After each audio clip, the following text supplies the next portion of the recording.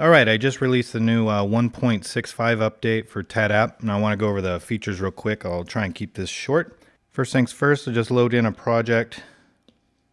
Load in this one really quick. So the first thing that I've done is I've made it so the canvas is rotatable and draggable. I tossed around the idea of being able to pinch zoom.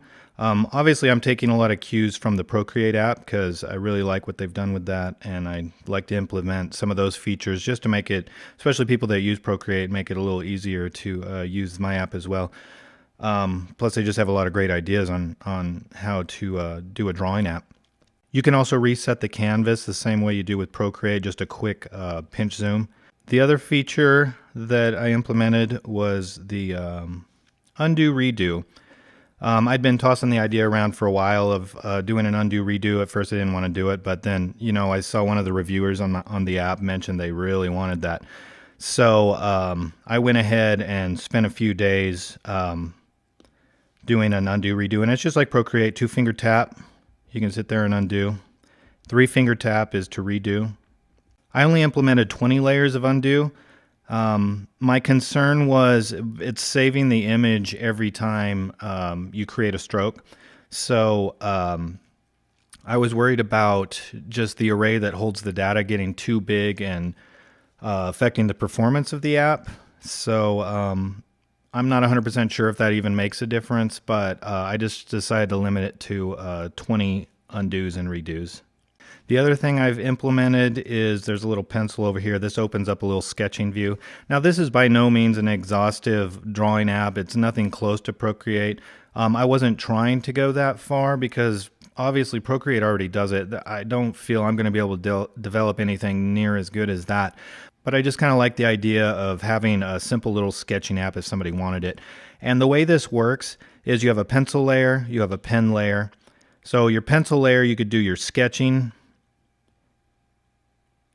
You can change the size of the brush.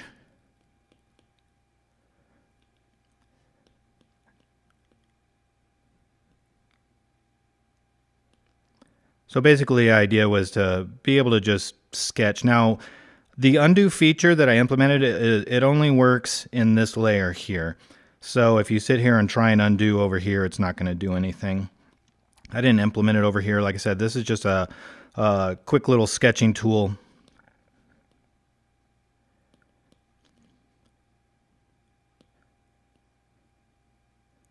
And I gave the alpha control so you can control the opacity.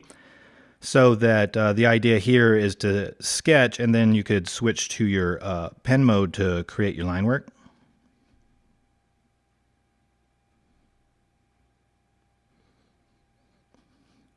And then there's an eraser tool, and it's selected on the pen layer, so you can sit there and erase. You can turn the layer off, go back to your pencil layer, and you can also erase as well. Go back to our pen layer, turn that back on. Maybe turn this down a bit. Just doing a quick little doodle here, just to demonstrate the features. Once you have some line work that you like, this button here will transfer it over to the other side. Now, since I already have a stencil layer over there, it's going to ask if I want to replace it. I'm just going to go ahead and say replace so I can demonstrate this feature. And then you click this little tattoo gun to go back over here. And it's actually put it in here. I can move it around.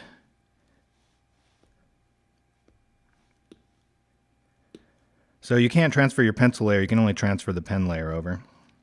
In the future, I'll probably implement a feature where you can import a picture. So there'll be 3 layers, your pencil layer, your pen layer, and a picture layer. So if you want to bring a picture in for reference or whatnot, you can do that. Another thing I should point out is while you're in the pencil layer, you can click on the eraser. And I just noticed something. When I clicked on that, it changed the opacity. So that's a little bug that I'll have to address in a future update. I'm not sure what that was about. You can also change the size of the eraser. Oh, see, there it did it again. All right, well, I'll address that. It's not a major issue right now, but so one thing when I'm making this app, I don't always catch all the little bugs.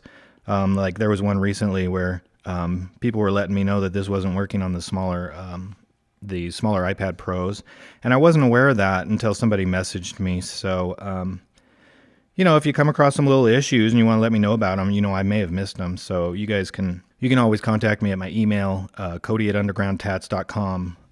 Some people message me on Instagram. My handle is Chironius. And then there's also my Underground Tattoo page on Facebook. So remember, I've got this edit stencil button here. That brings up these two buttons to let you know it's active. And this you can pinch, zoom, and drag. I did not implement the rotating feature. And honestly, the reason I didn't is because when I was saving the project, you have to save all the coordinates so that it'll load it back into the exact same spot that you left it. And I was having trouble getting it to save the rotation coordinates correctly. So when I'd load a project back in after I'd rotated it, it would be over here or over here. So maybe in the future, if I figure that out, I'll implement that feature as well. So once you get that where it is, you go ahead and click done, and it's ready to go. This is all good. So mind you, you can drag and rotate the canvas. A quick pinch zoom will reset it. And same as over here, you can do the same thing. Originally, I had the tattoo layer and the stencil layer and the color picker all basically kind of on the same layer.